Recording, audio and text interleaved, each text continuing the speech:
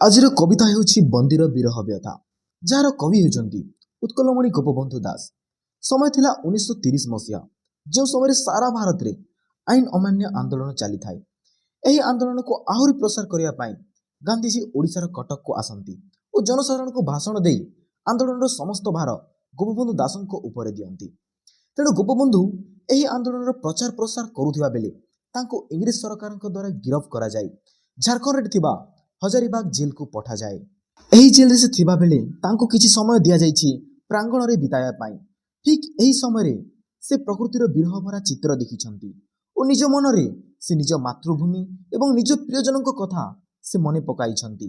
ସମୟ ଥାଏ ବସନ୍ତ ଋତୁ, ଯେଉଁ ସମୟରେ ଶୀତ ସରି ସରି ଆସିଥାଏ, ଶୀତଳ ପବନ ବହୁଥାଏ। ଏହି ସମୟରେ କବି ଅସ୍ତଗାମୀ ସୂର୍ଯ୍ୟଙ୍କୁ ଦେଖନ୍ତି।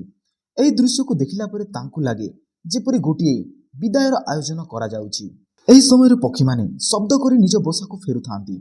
ଏହା ଦେଖି କବିଙ୍କୁ ଲାଗେ ସେମାନେ ଯେପରି ସୂର୍ଯ୍ୟଙ୍କୁ କରୁଣ ଗାନ କରୁଛନ୍ତି। ଏହାପରେ ସେ ଦେଖିଛନ୍ତି ସୂର୍ଯ୍ୟ ପଶ୍ଚିମକୁ ଗତି କଲା ସମୟରେ ତରୁଲତାଙ୍କ ଛାୟା ବଢ଼ିବାକୁ ଲାଗିଛି, ଯାହାକୁ କବି ସେମାନେ ପ୍ରଣାମ କରୁଛନ୍ତି ବୋଲି କହିଛନ୍ତି। ଏହାପରେ କବି ଅସ୍ତରୂପୀ ସୂର୍ଯ୍ୟକୁ ଚାହିଁଛନ୍ତି ଏବଂ ସତେ ଯେପରି ତାଙ୍କୁ ଲାଗୁଛି ସୂର୍ଯ୍ୟ ଯେପରି ଅସ୍ପଷ୍ଟ ସ୍ୱରରେ କହୁଛନ୍ତି, ପୁଣି ଫେରି ଆସିବି। ଏହି ଅସ୍ତଗାମୀ ସୂର୍ଯ୍ୟଙ୍କର କିରଣକୁ ନେଇ ପ୍ରକୃତିର ପରିବର୍ତ୍ତନକୁ ବିଦାୟ ବେଳା ଭାବରେ କବି ଏଥିରେ ପରିକଳ୍ପନା କରିଛନ୍ତି।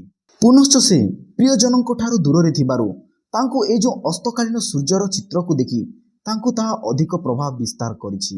ଏହାପରେ ଅନ୍ୟ ପଟରେ ସନ୍ଧ୍ୟା ସମୟ ଧୀରେ ଧୀରେ ସରି ଆସୁଥାଏ ଏବଂ ନିୟମ ଅନୁସାରେ ସିପାହୀ ତାଙ୍କୁ ଭିତରକୁ ଯିବା ପାଇଁ କହେ, ହେଲେ କବି ଅନୁରୋଧ କରନ୍ତି ଆଉ କିଛି ସମୟ ସେହି ଦୃଶ୍ୟକୁ ଉପଭୋଗ କରିବା ପାଇଁ।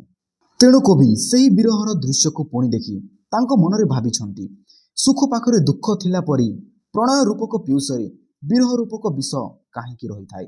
ପୁଣି ସେ କଳ୍ପନା କରିଛନ୍ତି ମନଲୋଭର ପଦ୍ମମୂଳରେ ବିଷଧର ସର୍ପ କାହିଁକି ଜଡ଼ିଥାଏ। ଏହି ସମୟରେ ବନ୍ଦୀଶାଳାର ସିପାହୀ ତାଙ୍କୁ କୋଠରୀକୁ ଯିବା ପାଇଁ କହେ। କବି ସେହି ସିପାହୀକୁ ଆଉ କିଛି ସମୟ ରହିବାକୁ ଅନୁରୋଧ କରନ୍ତି, ମାତ୍ର ସିପାହୀ କୌଣସି କଥା ଶୁଣେ ନାହିଁ।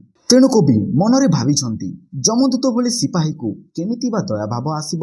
ତେଣୁ ସେ ସିପାହୀକୁ ଆଉ କିଛି ନ କହି ନିଜର ମାନ ସମ୍ମାନ ରକ୍ଷା କରି ସେ କୋଠରୀକୁ ଫେରି ଆସିଛନ୍ତି ଓ ଏଥିରେ ଏହି କବିତାକୁ ସେ ସମାପ୍ତ କରିଛନ୍ତି।